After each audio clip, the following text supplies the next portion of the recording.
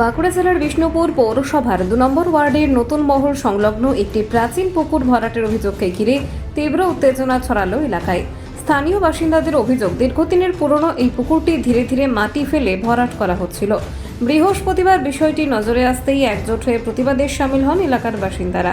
স্থানীয়দের দাবি, প্রমোটারদের মদতেই চলছিল এই পুকুর ভরাটের কাজ। কেউ বলছে আমরা এই দীর্ঘ 30 বছর এখানে আমরা আছি, এখানে বিষ্ণুপুর আমার বাড়ির পাশেই। এই পুকুরটা 30 বছর পুকুর দেখছি, পুকুরে দেখে এসছি আমরা 30 বছর ধরে। আমরা ইদানিং দেখছি এখন এই পুকুরটাকে বোঝানো হচ্ছে, প্লাস বলছে নাকি ঘর করবো এখানে। তাহলে বলুন, পুকুর বুঝিয়ে ঘর হচ্ছে, এটাকে পাশাপাশি লোকই করছে, ঠিক আছে। তো সেইটা আমরা অবশ্যই করছি এবারে যে এটা পুকুর এখানে যেহেতু আমরা শুনছি যে পুকুরই থাকবে, ভরাট করা যায় না পুকুর। সেই জিনিসটা আমরা এই পার্টিকে বলা হলো যে এই ব্যাপার।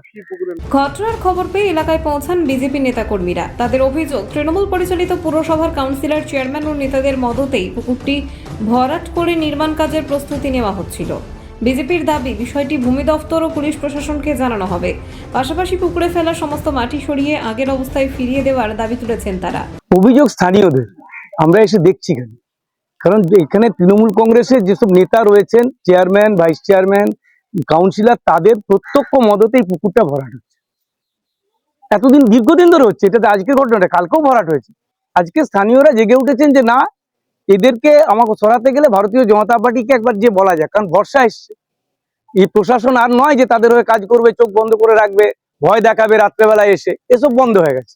যার জন্য আজকে তারা প্রতিবাদে নেমেছেন। আপনি দেখুন চারিদিকে লোক দাঁড়িয়ে আছে এখানকার, তারা প্রতিবাদ করতে নেমেছে যে এই পুকুরটাকে ভরাট করে দিয়ে এই পরিবেশের, এই জায়গায় পরিবেশটা নষ্ট করতে না দেওয়া। এই জায়গাটা নতুন মহল, এইখানকার বাসিন্দা না 2 নম্বর ওয়ার্ড।